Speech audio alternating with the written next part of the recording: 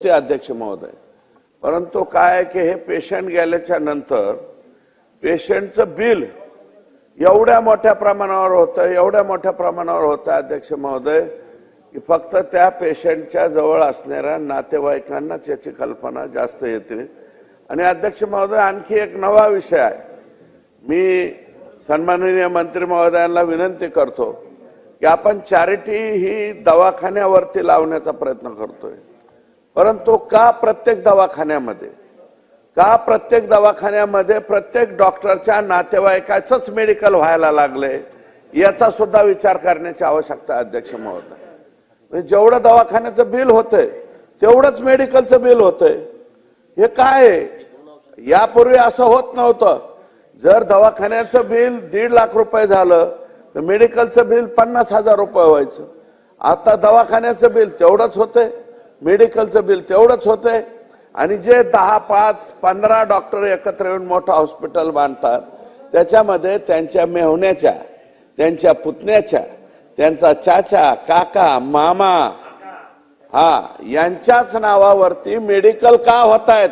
माझ्या इकडची परिस्थिती आहे। मला वाटतं, मला नाही माहिती बाकीच्या ठिकाणी काय चाललंय ते, पण वस्तुस्थिती अशी आहे सगळीकडे हेच प्रकार चालू आहेत।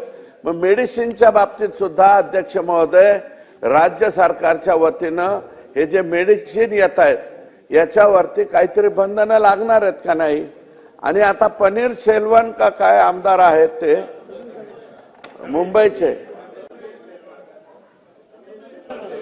तमिळ, मला त्यांचं नाव माहिती नाही, मुंबईचे आहे अध्यक्ष महोदय।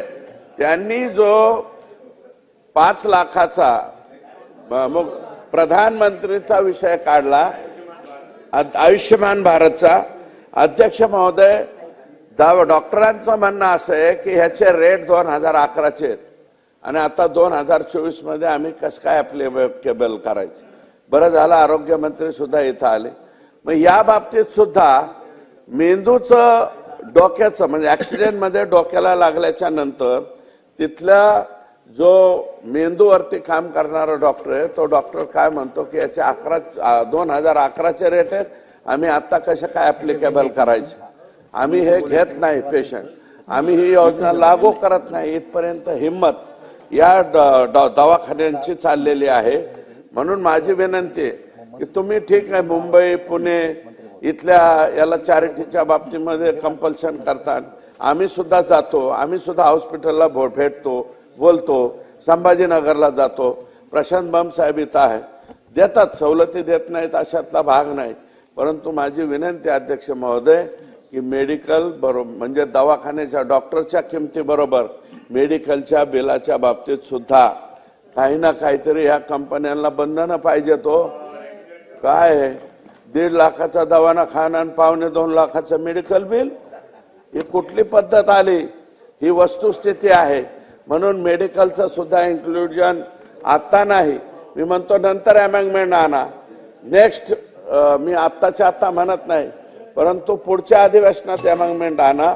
याच्या बाबतीत सुद्धा कायदेशीर बडगा हा त्या डॉक्टरांच्या वरती, दवाखान्यावरती दाखवला। अध्यक्ष महोदय, मला थांबवता येणार नाही, मी माझं थांबतोय, पण तुम्ही असं म्हणल्यावर मी कवर भाषण करीत पाहिजे?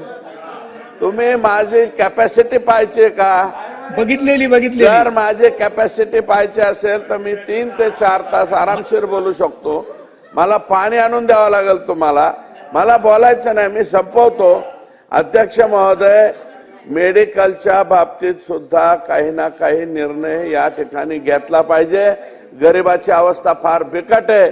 आमच्याकडे तो यातना घेऊन ज्यावेळेस माणूस येतो